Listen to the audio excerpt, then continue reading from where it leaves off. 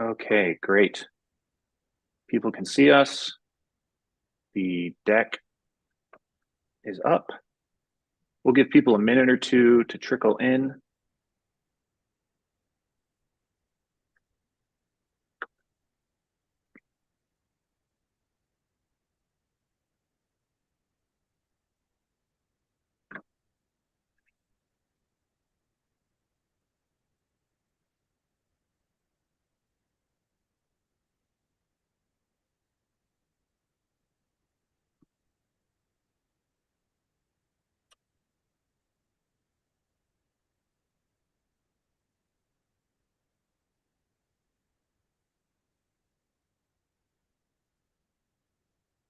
Okay, the clock has struck noon Pacific time, 3 Eastern. I'll get things going. First and foremost, uh, thank you everyone who's here and watching. We're really excited about this, both to talk about this topic and also to talk about this issue. This is something that a lot of our viewers and supporters have asked us about. It's such a big decision that was made by Fish and Wildlife that affects gray wolves, not only in the Northern Rockies, but elsewhere as well. One that's not only important, but also complex with a lot of detail, a lot of history behind it, and a lot of future implications. So we're excited to have this call to talk through the recent decision and navigate what that means for wolves, both now and going forward. Um, so I'm with the hashtag Realist Wolves campaign. As with all of our speakers, I'm joined by 3 of our very established members, who all of whom bring their own expertise and wisdom that I'm really excited to share. They complement each other really, really well. And so first up, we're going to be hearing from Kevin Alice to discuss what exactly happened. So Kevin is the president and owner of Thunderbird Strategies. It's a government relations firm specializing in advocacy of Native American rights. He has decades of experience in Washington, D.C., and he's also a member of the Forest County Potawatomi community and is a former CEO of the National Congress of American Indians. Next up, we're going to have the wonderful Maggie Howell to speak about the reaction of the wolf advocacy community. Maggie is the former executive director of the Wolf Conservation Center in South Salem, New York, where she worked for nearly 2 decades before recently stepping down.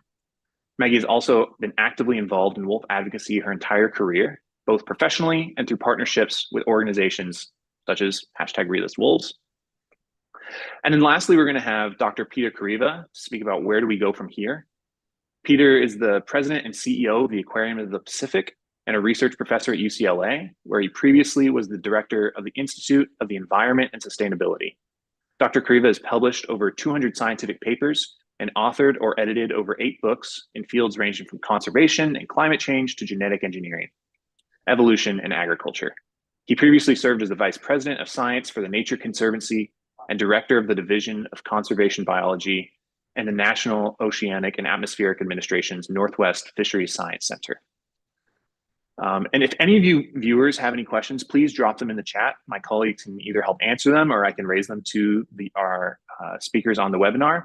And without further ado, we're going to get into it. And as a reminder, this is who we are. We are the Realist Wolves, the hashtag Realist Wolves campaign.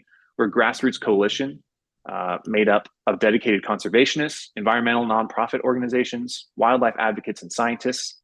Our campaign and our members are committed to raising public awareness about wolves, their importance as ecosystem guardians, and ensuring their protection by advocating for one common goal: to restore all gray wolves to the endangered species list.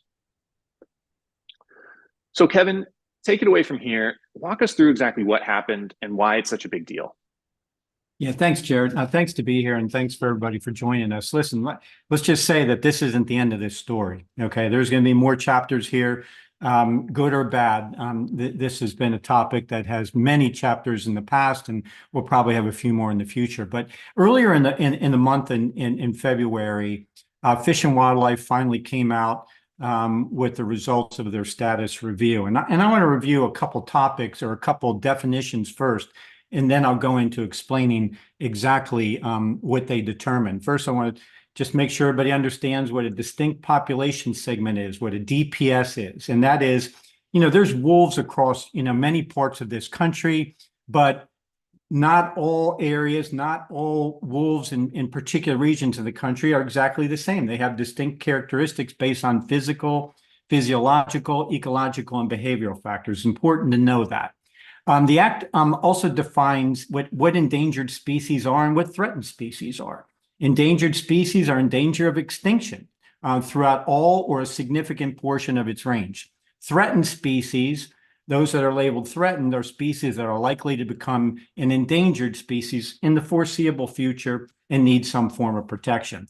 Now, when Fish and Wildlife goes into these particular reviews and looks at them, they look at broad categories of both natural and human-caused actions or conditions that impact wolf populations. And there's 5 factors there: the present or threatened destruction, modification, or curtailment of their habitat, overutilization of commercial, recreational, scientific, and educational purposes, disease and predation, the inadequacy of existing regulatory mechanisms, and finally, other natural or man-made factors that affect the continued existence of a particular species. Now, back in 2019, this initially focused on the Rocky Mountain gray wolves. And back in 2009, in a 2009 rule, Fish and Wildlife identified the Northern Rocky Mountain wolves as a specific DPS, a distinct population segment that included wolves in Idaho, Montana, Wyoming, the eastern 1/3 of Oregon and Washington, and a very small portion of Utah. Okay. But what's significant about this in this particular ruling, and when they were doing their analysis in the status review, they determined that this Rocky Mountain DPS no longer exists. There's nothing distinct about it anymore. And this particular population of wolves looks a lot like and has a lot of commonalities with other wolf populations in the Western United States. So because they don't identify it as a DPS anymore, it can't be separately listable. Okay, meaning just the Northern Rocky Mountain wolves as we knew them can't be separately listable because it's not a distinct population. But it did determine that the Western gray wolves, which the Northern Rocky Mountains is a subset of that, also the Western wolves also include California, Western Oregon, and Western Washington, along with the Northern Rockies. That is a DPS. That is a population of wolves that is listable. Okay, they call it a listable entity. I never liked that term, but that's what they call it. So they looked at the Western gray wolves, and they looked at the stressors, going back to those 5 categories that I just mentioned a little earlier. They looked at what of those 5 categories stressed out this population to a point that would cause, problems with their existence. What would affect the gray wolf's biological status, and what kind of human-caused mortality factors and things would impact that. And what they identified as primary stressors were inbreeding depression, disease and parasites, and of course, human-caused mortality. They also considered some other things, but didn't consider them as primary. They looked at climate change, they looked at disease of prey species, and other sources of habitat modification of the wolves in the Western United States, but they felt that none of these would negatively influence gray wolf viability, so they weren't considered primary. So if we go back to those primaries, okay, those 3 or 4 that they did identify, here's what they determined. 1, the habitat and the prey for the wolf is abundant. They've done well, in their opinion, since the 1990s, and there's no shortage of habitat and prey for them to be a healthy population. They also found that the Western wolves have a high reproductive potential, and they have an innate behavior to relocate and disperse to areas in vacant, suitable habitats that allow wolf populations to withstand high rates of human-caused mortality. Okay, so they're kind of dumbing down any impacts that humans would have on these wolves based on their ability to have plenty of habitat, plenty of prey, reproductive potential, and being very smart animals that can relocate. And they kind of, what they tried to use was the history since the actual reintroduction of the 1990 back of the wolves back in the 1990s, and how well in that area, despite regulated harvests, local lethal control and disease outbreaks and all this kind of stuff, that the wolves have done fine out there in their opinion. Moreover, they determined that wolves in the Western United States currently have very high levels of genetic diversity and connectivity, further supporting resiliency. And then finally, based on several metrics of their own that they put together, assessing the adaptive capacity, wolves in the United States currently retain an ability to adapt to changes in environments very well. So what did this all translate to? They determined that specifically now and into the foreseeable future, this Western DPS, which absorbed the Northern Rocky Mountain DPS, they're likely to retain a healthy level of abundance, both in the near future and even in the next 100 years. They determined, with looking at various different scenarios, that these wolves didn't warrant being relisted as either threatened and endangered. So that's the most recent news, Jared, that came out of Fish and Wildlife earlier in the month.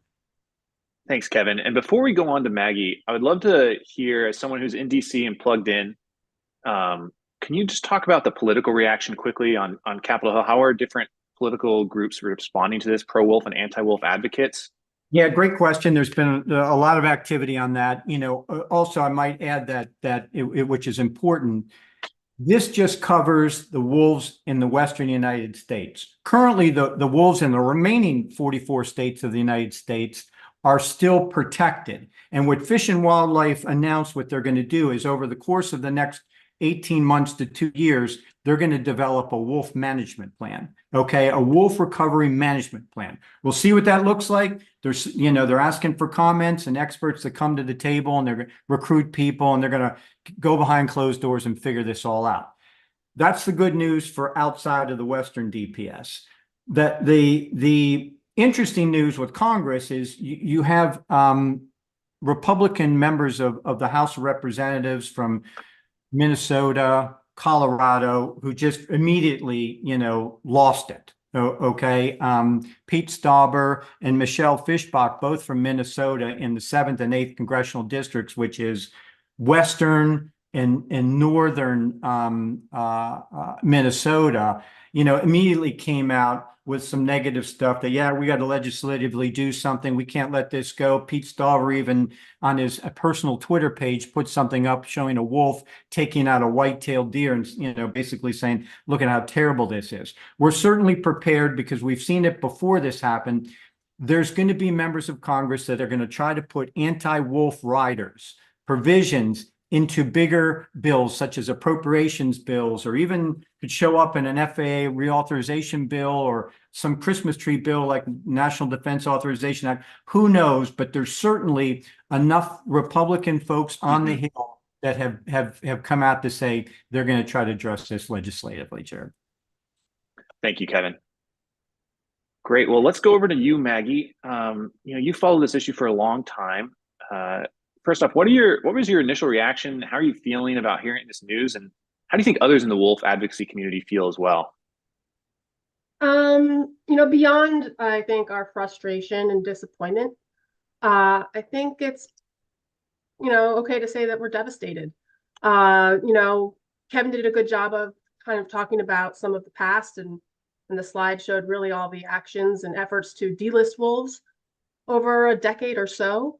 Delist wolves. So we're kind of used to this emotional roller coaster, but really with the situation in the Northern Rockies, seeing them deny protections for the wolves in this region, really not only is it upsetting and we're exhausted, but it's really threatening to undo so much progress and so much work that's been done to recover wolves in that area for decades. And to see that being wasted is, again, it's just devastating. It's also disheartening to see how the well-being of the wolves an essential keystone species, how really they're just being a pawn, overshadowed by this political agenda. And wolves really don't care about politics. So to see these wolves and wolf families just devastated in the way they have, it's really just not fair. But U.S. Fish and Wildlife's decision to stand by and do nothing, really, while the slaughter of wolves was continued, has been reprehensible. And wolves in Idaho and Montana have faced hunting and trapping for about a decade or so, but it was with Trump's delisting rule in 2021 that really galvanized all the anti-wolf folks to really come gunning for wolves in the worst ways imaginable.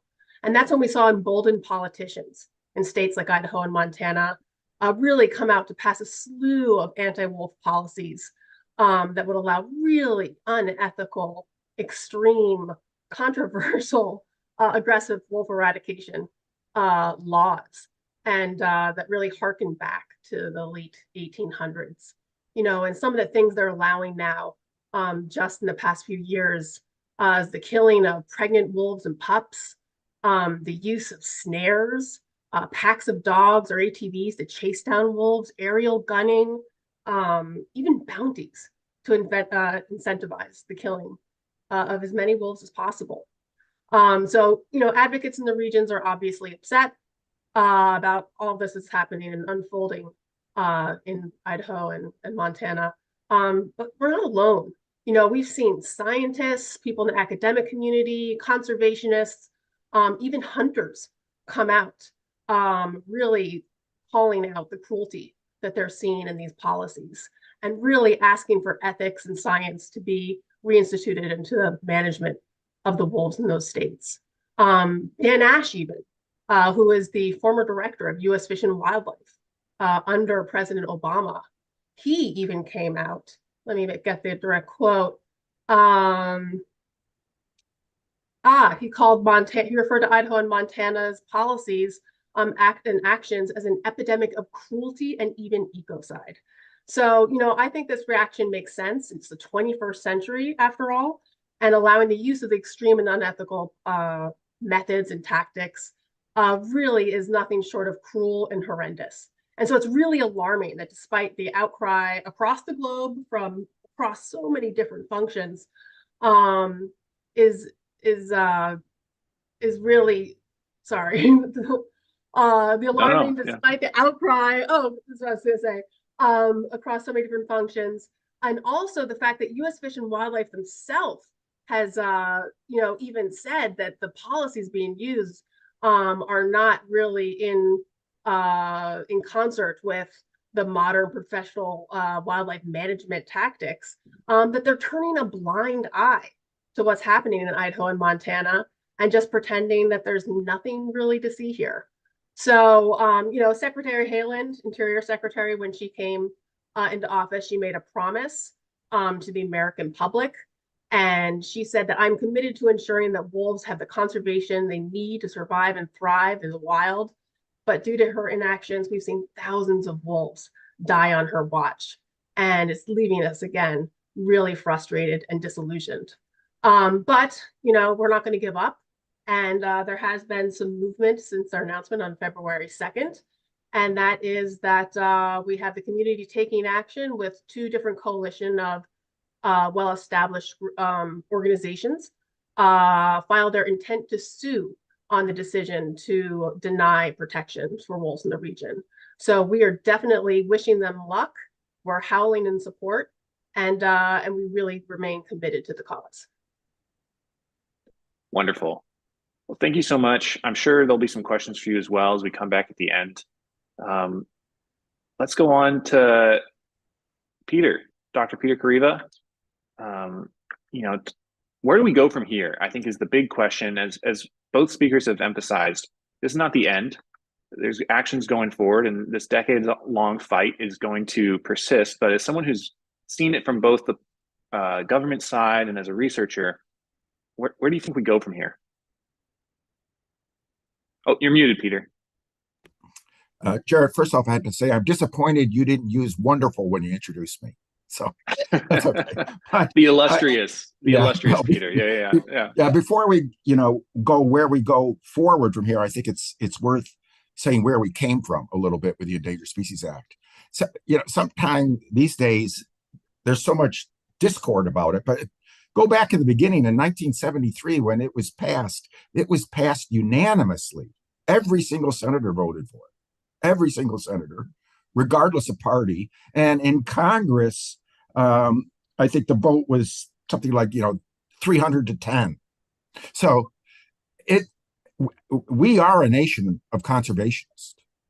I mean, American the Beautiful, deer and antelope play. I mean, the Endangered Species Act embodies a virtue that we all embrace, and somehow it's gotten distorted. So that's what I've seen, having been involved with it as a scientist. Somehow it's gotten distorted by culture wars and all this. But it was originally really embraced by the whole nation because it's, and you brought up we heard of the notion of healthy abundance. Even the vision for that it wasn't just a few animals hanging around.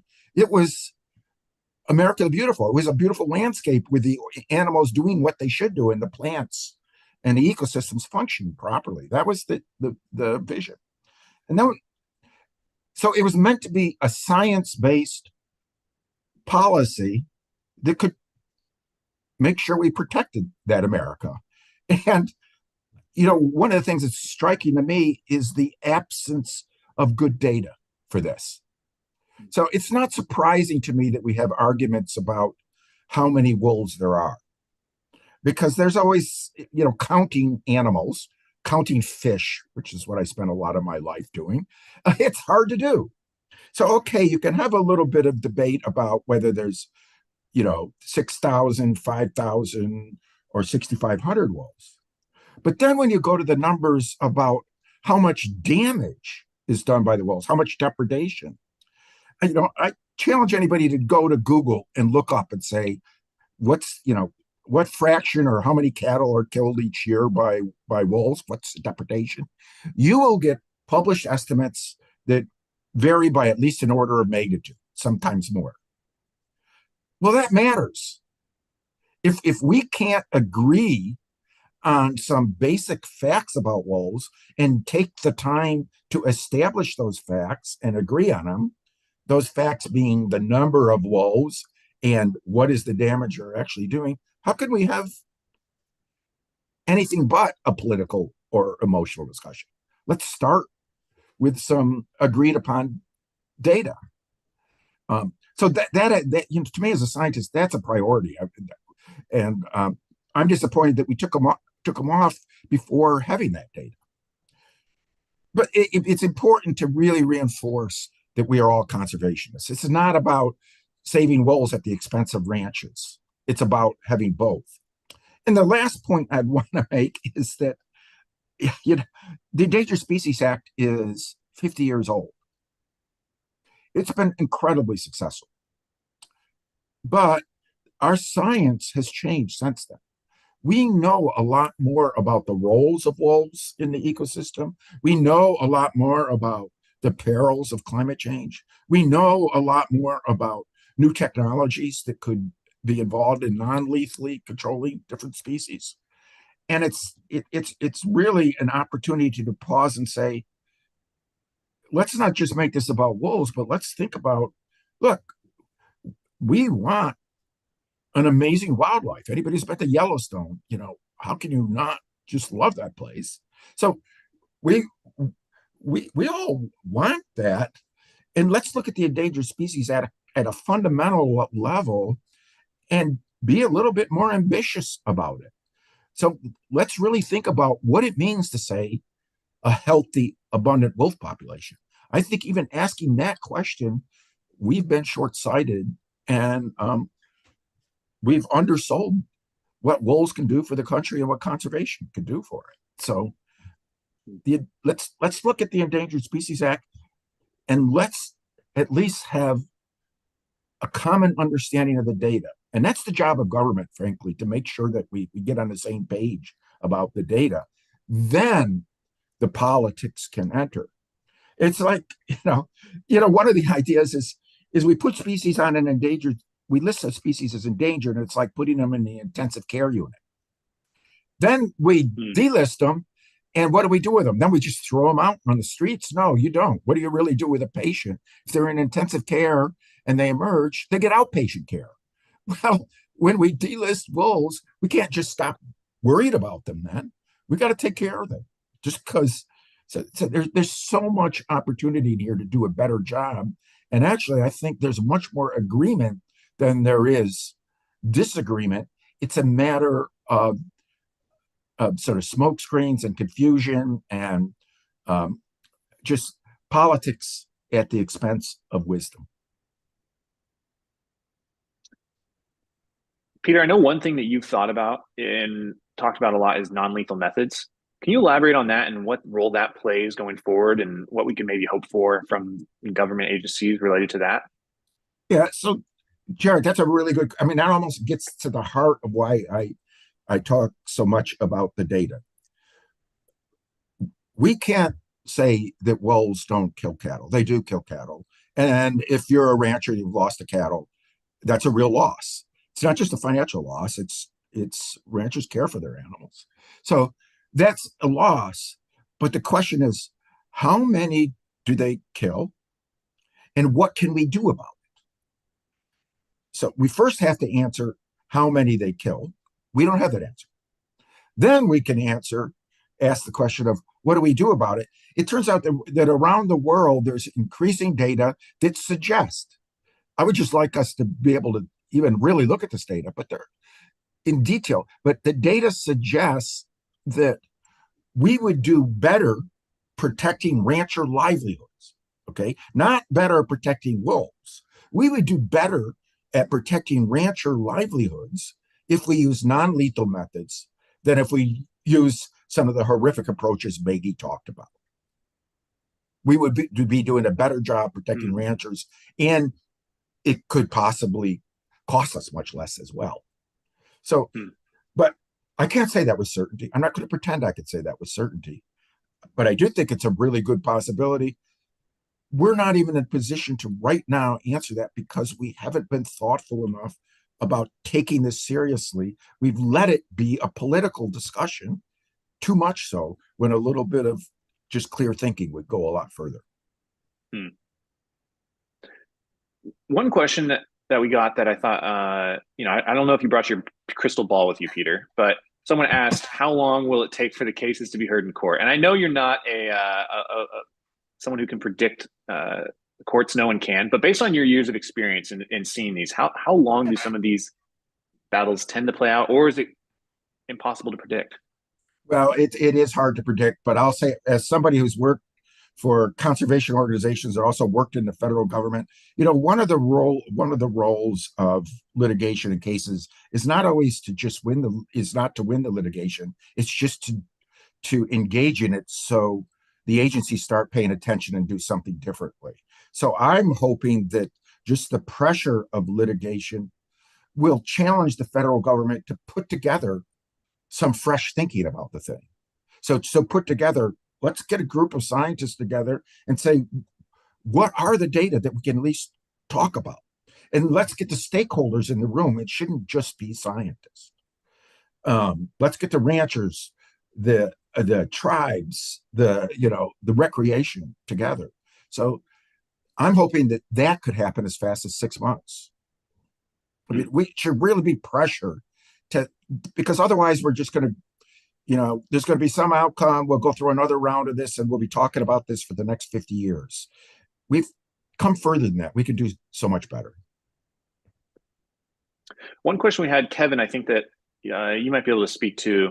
Someone asked if people have seen what's happening in the Northern Rockies, where they're literally being slaughtered and not done anything, should we be worried about wolves in other states losing protections? Can you speak to that and elaborate more on those riders that you described? And because I know those are national and not just focused on one region. Yeah, it's a great question, and I think we should be concerned. I mean, when we look at various states across the country that have had wolf hunts or some kind of event, right, that targeted the wolf, it's very ugly.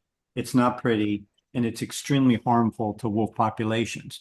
So whenever a protection is released on this particular animal, okay, we should expect the worst. And with this, let me just be clear about this particular the finding in this status review. It released protections on wolves that were previously protected under a court order in California, in Western Oregon, and Western Washington. It added that, okay, and it added those. It added that by merging in the northern Rocky Mountains into the other western population segments. It eliminated some protections there, and so we ought to be mindful of what's going to happen in those states and pay attention. And for folks that are listening that are in those western states, it's really going to be important to reach out to your senator, your state senator, and to the extent possible, your local Congress member of the House of Representatives. The Senate right now is our best fence. Okay, right now it's the House that seems to be off its rocker on this and not a friendly way to in a friendly way to the wolf.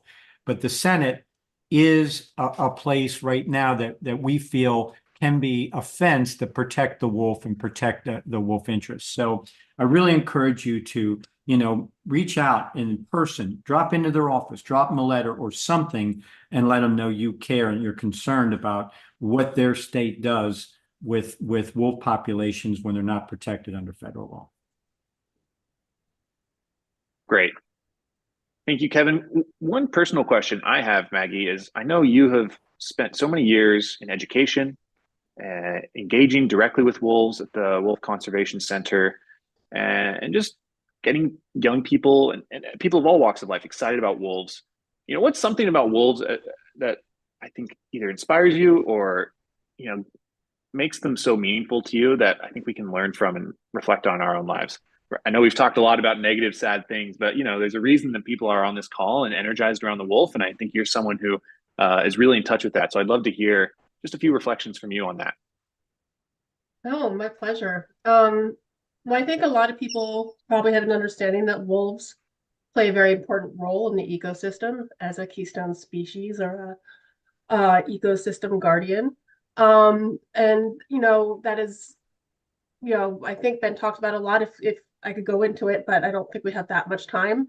But really the pressures they put on prey populations can allow many different plants and animal species to thrive. And we've seen a wonderful demonstration of this in Yellowstone, where we saw what the park looked like in the absence of wolves for 70 years, and then really a rejuvenation of wolves once wolves had a chance to have their homecoming in Yellowstone in 1995 and 1996 through a reintroduction program. But that's not my favorite thing about wolves. My favorite thing about wolves is the fact that they are such amazing families and they're amazing team players. And I think wolves are something that we can aspire to be more like. Wolves are great communicators. They can communicate with their voices. They can howl and understand one another over long distances, over miles away. They might be telling other wolves, I'm looking for a friend. They might be telling wolves, come home for dinner. They could really, or maybe saying to other wolves like, hey, this is our territory, no trespassing. Wolves communicate through scent marking, amazing body language. So all this communication in so many different levels, I think really allows wolves to work so well, these tightly knit groups, and thrive and succeed in the wild. And I think that, when we're talking about politics, when we're talking about all of this stuff, a lot of this, it's just, we can all just communicate. And wolves do that really well. Wolves also lean on one another. They have different jobs, different specialties. They also have different unique kind of customs in a certain wolf family. So just like in our families, where maybe before dinner you'd have a certain routine or a certain thing you say or a certain thing you do, wolves might do the same thing. And these traditions and customs can be passed down from generations.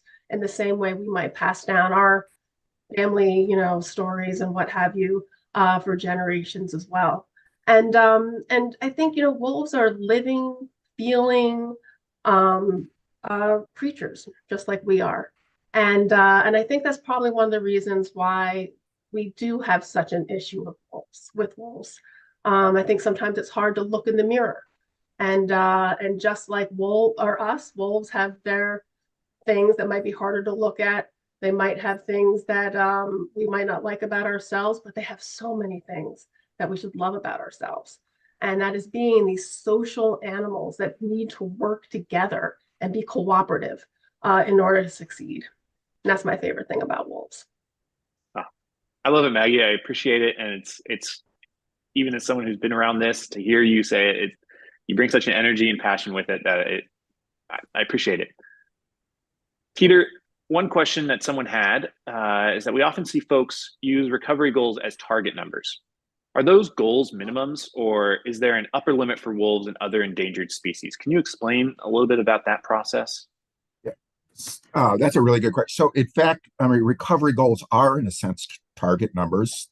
I've been involved in a number of recovery plans. So, under the Endangered Species Act, you're supposed to create a recovery plan that's science-based, and you often have particular numbers or numbers of individuals, population trends, and numbers of different populations. And then when that level is passed, then you are removed from being listed. So in that sense, they are targeted. I think what that question is getting at is really sort of the broader question, is that the Endangered Species Act is not the only tool we have. And in fact, it's kind of too crude a tool. The Endangered Species Act is, that emergency room care. But then when a species is delisted, particularly top carnivores and, grizzly bears, great white sharks, but wolves certainly included, management is not going to rely on the Endangered Species Act. Management has to rely on, okay, what's the role of the species in the ecosystem, and what are our goals beyond just preventing it from disappearing? There has not been much science at that. In other words, that's one of the issues with the Endangered Species Act, is it kind of stops at the bare minimum target, and it doesn't give much guidance or policy or encouragement or next steps about what happens after you delist something. And that is a shortcoming.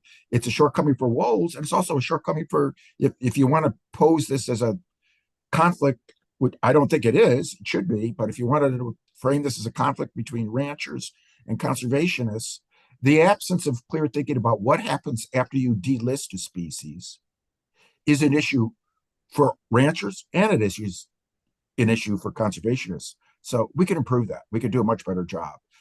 I think we didn't think of it in the beginning because I don't think we realized how successful the Endangered Species Act could be at recovering species. So it was so much on, let's make sure they don't disappear from the planet, that we didn't give much thought to, well, okay, they're not going to disappear from the planet next year, but what next can we do?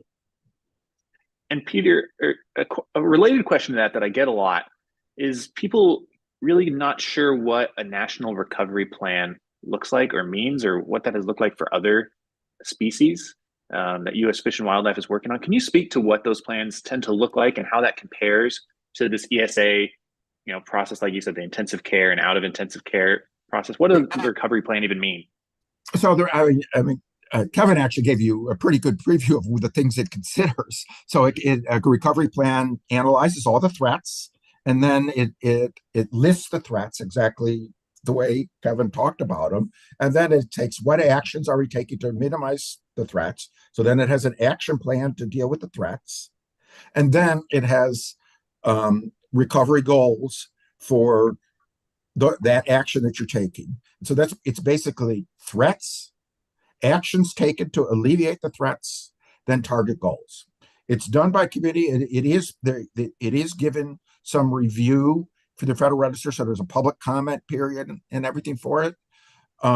Some of them are one species at a time. There is a move to do many species at a time, because you might imagine you could think about recovery plans for all the species say in the greater Yellowstone ecosystem.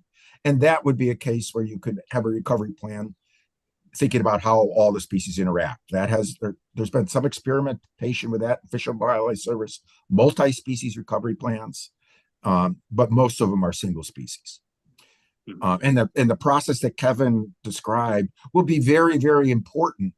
I hope it has some fresh thinking and doesn't just tweak things. It needs to go back and really go back to the beginning, almost a blank slate, and say, what is it we want for wolves in this nation? It's that fundamental a question, and reach out to scientists and stakeholders. It can't be just, let's just tweak and think about it the same old way.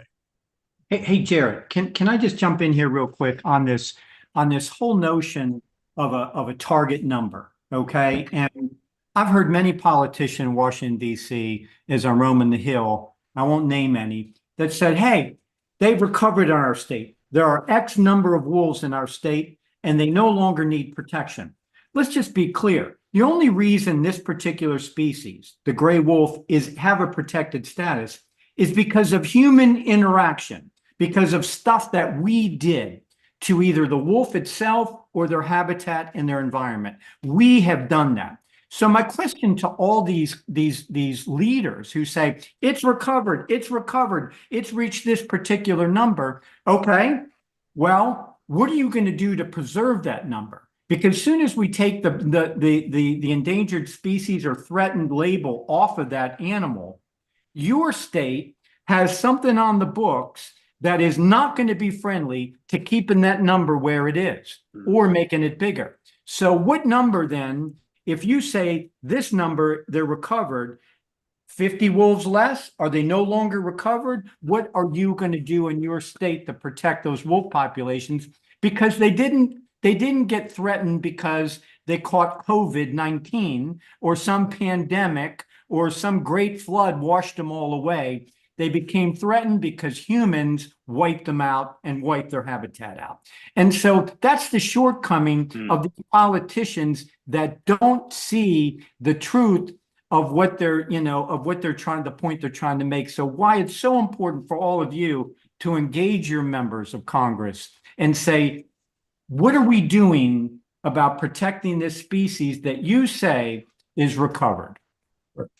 I mean, I love the way Kevin throw some shade on the recovery goals, because frankly, I was part of a study of all recovery plans. There are some recovery plans have as their recovery goals a population that is lower than the population when it was listed. So that's that kind of says it all, doesn't it? So those recovery goals achieve a supremacy that Kevin has described, and yet they're not really that thoughtful. And I know something that you all have pointed out, and in previous conversations we've had and we've heard, is how low those numbers are, oftentimes set decades before without any consideration to changes in habitat. And so now we're going off this older, archaic number that reflects a different reality and is much lower than what we should be looking for. And honestly, that's all very helpful. Who are we to come up with these numbers? We all share the planet, correct? And when we have animals protected federally under the ESA, obviously they're going to be protected from hunting and also some management practices. When they lose those federal protections and then that management is passed down to the state level, I think we should require the states to ask, why are we killing this wolf? We've talked a lot about ranches and the conflict that can occur, even though it's very low. They make a bigger deal out of it, but the impact that can happen to ranches is real. And would a state hunt or aerial gunning or snares or baiting have an impact with that specific conflict on that ranch? No, it wouldn't. It's indiscriminate hunting and killing. So I think whenever you're going to kill any living being, there should be justification. And I think that we should ask ourselves, with the things that people mostly complain about wolves would be conflict with animals on ranches, livestock. I don't like that word. Also, I guess people hunting, not having enough deer or elk to hunt, which I think the numbers and data, I think Peter knows this too with the numbers there, they're thriving. And threats to human safety, which is also demonstrated they don't pose a threat to human safety. And so why would we have these aggressive, unethical, state-sanctioned hunts? And why would the federal government allow and hand the baton of management of this iconic species to the states if that's what they intend to do?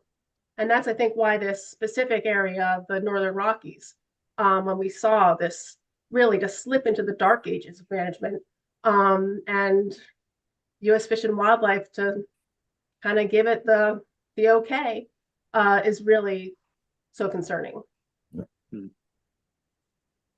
We've had a number of questions about what people can do. We'll end on that in a second. One last question I had before we get to that, I realize we're getting close to time.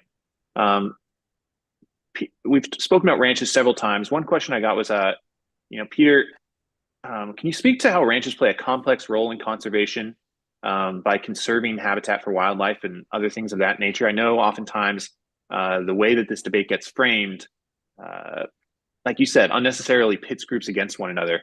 But as you started with your statement, we're all conservationists in America to one extent. Can you speak on that and the role that ranches play? Well, yeah. I mean, I've been doing conservation for 40 plus years, and the best conservation, if I had to do a thumbnail sketch of the best conservationists, if I had to just pick somebody from a crowd, it would be ranchers, farmers, and fishers.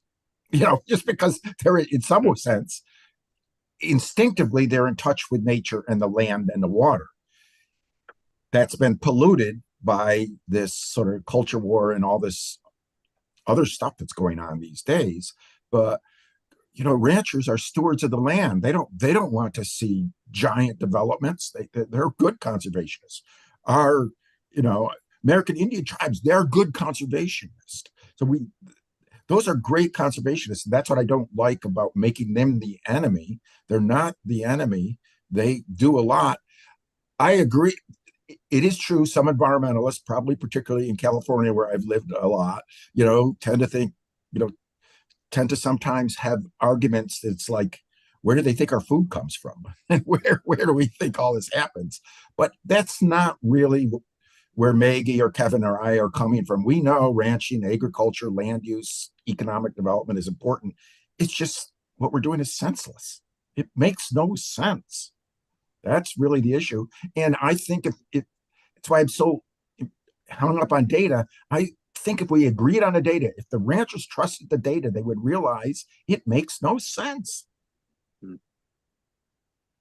That's a great point. And before we end, first and foremost, I want to thank the three of you for your time, for taking the time to talk with us and sharing your knowledge with everyone who tuned in. Thank you, all of you viewers, for spending your afternoon or wherever you are in the world, your evening, morning with us.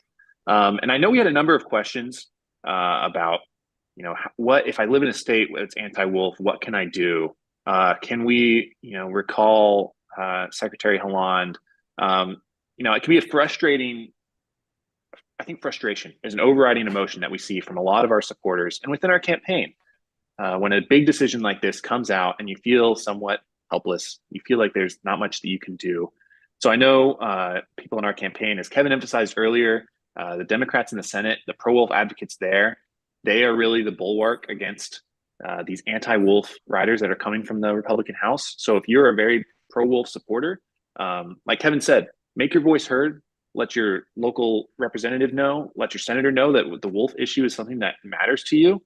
And make sure that you speak up and raise your voice, even if you are in an area where you feel like there's not much representation, or you feel like the vast majority of voters are not aligned with you. Make sure to vote and make your voice heard. So thank you all for joining. Please go to realistwolves.org to learn more. We'll always be updating our Take Action page if you're wanting to find ways to not only learn and gather new resources, but also find out ways that you can take action. Join our newsletter to get weekly updates and get involved in one way or another.